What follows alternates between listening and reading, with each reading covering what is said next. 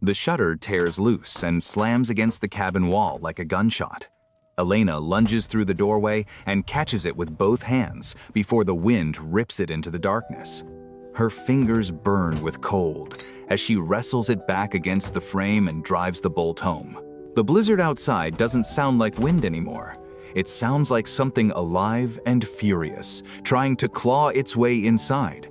She leans against the door, breathing hard, and that's when she hears it underneath the roar of the storm.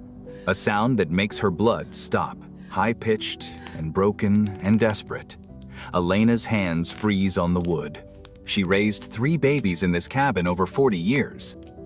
She knows what a dying infant sounds like, human or otherwise. She throws the door open, and the storm punches into the room. Snow explodes across the floor in a white cascade, and something small tumbles in with it, rolling across the planks and leaving a wet streak of ice. Elena slams the door shut and drops to her knees. A polar bear cub lies on her floor, barely breathing. White fur crusted with ice, a black nose, paws smaller than her thumb. Its eyes are half closed and clouded. Each breath comes with a wet rattling sound from deep in its chest. Elena scoops the cub into her arms without thinking. It weighs almost nothing. Its body is rigid. Locked in a shiver, it no longer has the strength to finish. Under her palm, the heartbeat is there but faint, skipping beats, struggling. She carries it to the massive brick stove that dominates the room and kneels beside the embers, laying the cub on the thick sheepskin rug. Heat radiates from the bricks, but the cub doesn't respond. Its legs are stiff. Ice has formed around its ears, its mouth, between the tiny pads of its paws. Elena grabs a coarse wool cloth and starts rubbing the cub's body with firm, circular strokes. She works methodically, trying to force warmth back into frozen tissue, trying to restart circulation in limbs that feel more like carved wood than living flesh. Water drips onto the rug as the ice melts. Steam rises from the damp fur. She rubs until her shoulders burn, until sweat runs down her spine despite the cold seeping through the walls. Elena stands and moves quickly to the small kitchen area. She takes down the copper pot and pours in reindeer milk from the clay jar she filled this morning after milking Sasha, her old doe who lives in the lean-to behind the cabin. She sets the pot on the stove's iron hot plate and watches the milk carefully, testing the temperature with her finger every few seconds. While the milk warms, she pulls her heaviest wool blanket from the bed and folds it into a nest beside the stove. She lifts the cub gently and tucks it inside, wrapping the blanket around its body but leaving its head exposed. Then she takes 2 flat stones that have been warming on the stove's edge since yesterday and wraps them in cloth, placing one on either side of the cub's body. Not touching directly, but close enough to radiate steady heat. The milk is ready. She pours some into a small wooden bowl and dips a clean cloth into it, then kneels beside the cub and carefully drips warm milk onto its lips. The liquid runs down its chin. The cub doesn't swallow. Elena soaks the cloth again and squeezes more milk into the corner of the cub's mouth, using her finger to massage its throat gently, encouraging the swallowing reflex. Nothing happens for 3 long seconds. Then the cub's tongue flickers against her finger. Its throat works once. A weak cough rattles in its chest, and its eyes crack open just slightly. Still unfocused, still clouded, but open. Elena keeps going. Drop by drop, she feeds the cub, pausing between each mouthful to let it breathe. The swallowing gets stronger. After 10 minutes, the cub is taking the milk more eagerly, and she switches to letting it lap directly from the bowl, supporting its head with her hand. She feeds it every hour through the night. Between feedings, she keeps the cub wrapped in the wool blanket, replacing the warming stones when they cool, and gently massaging its legs and paws to keep the blood moving. She rotates its position every 2 hours to prevent pressure sores and checks its breathing constantly, her hand resting on its small rib cage to feel each rise and fall. Around midnight, the cub finally passes water, which Elena cleans up immediately and takes as a good sign.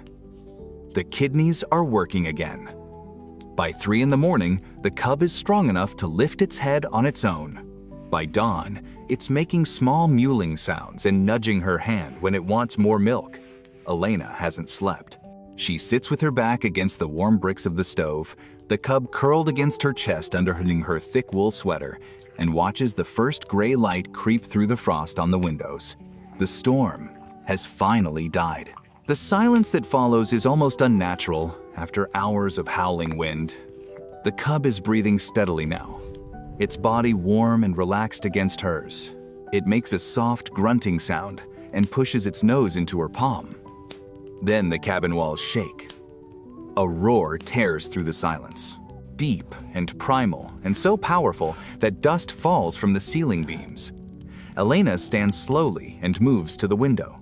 Through the frosted glass, she sees a massive white shape circling the cabin. The mother bear is enormous, her fur yellowed from sea ice, her head swinging low as she tracks the scent. Her nostrils flare with each breath.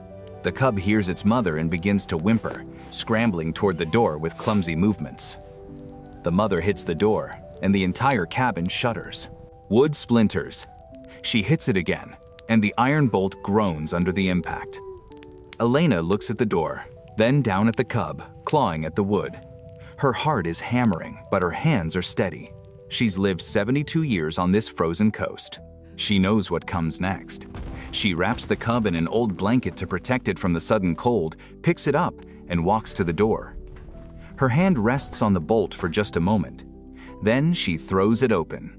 The freezing air rushes in, and the mother bear is there, less than 3 meters away. She rears up on her hind legs, towering over Elena, and the roar that comes from her throat vibrates in Elena's chest. Elena doesn't run. She kneels in the snow, unwraps the blanket with slow, deliberate movements, and sets the cub down on the frozen ground. The cub tumbles forward on unsteady legs, crying out, and rushes toward its mother. The mother drops to all fours immediately. She sniffs the cub frantically, running her nose over every inch of its body, licking its face, nudging it with her massive head. She makes low huffing sounds that echo in the still morning air. Elena starts to rise slowly, keeping her movements small and non-threatening. The mother's head snaps toward her. For several long seconds, they stare at each other. The bear's eyes are dark and clear. There's no aggression in them now, no threat, just awareness. The bear holds Elena's gaze, then turns and nudges her cub forward. They move together across the snow, the cub staying close to its mother's side, and disappear into the white landscape. Elena stands in the doorway until they're gone. Then she goes inside, closes the door, and sits by the fire. Her hands are shaking now, the adrenaline finally catching up with her. But that's not where it ends. 2 days before the cub came, Elena heard something that didn't belong in the wilderness. The sharp crack of a rifle, distant but unmistakable, coming from the direction of the coast. Then another. Then the high-pitched whine of snowmobile engines. Trophy hunters. They come every winter now. Wealthy men from Moscow or further west, looking for polar bear pelts to hang in their mansions. The next morning, Elena steps outside to check on Sasha and stops in her tracks. There's an Arctic char on her doorstep, freshly caught, its silver scales still gleaming. The fish is large, at least 5 kilograms. Around it in the snow are massive paw prints, leading away toward the ice. Elena stares at the fish for a long moment. The mother bear traveled back to open water, broke through ice to fish, and brought this back. She smiles slightly and whispers 2 words to the cold air. "Thank you."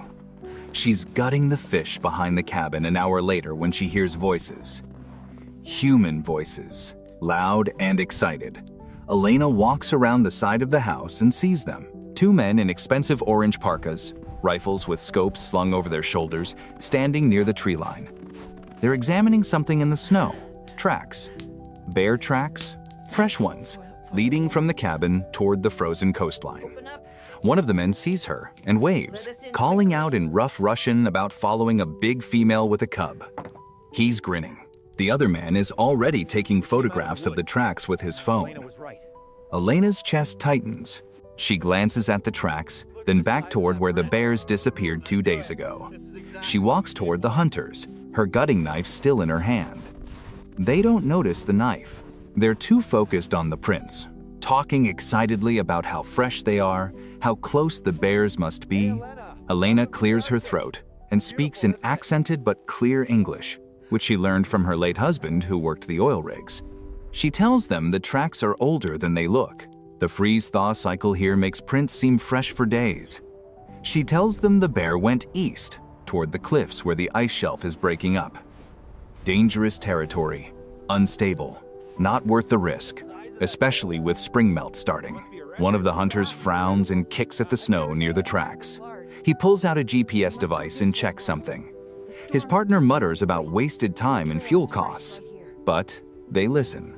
After a few minutes of discussion, they turn back toward their snowmobiles parked 50 meters away.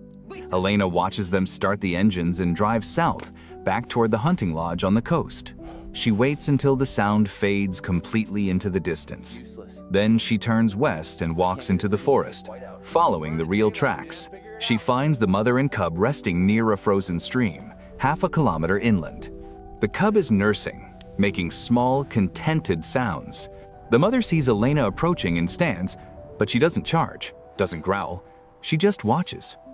Elena stops at a respectful distance and raises one hand, not in greeting but in warning. She points back the way she came, then sweeps her arm wide, indicating the hunters and the danger.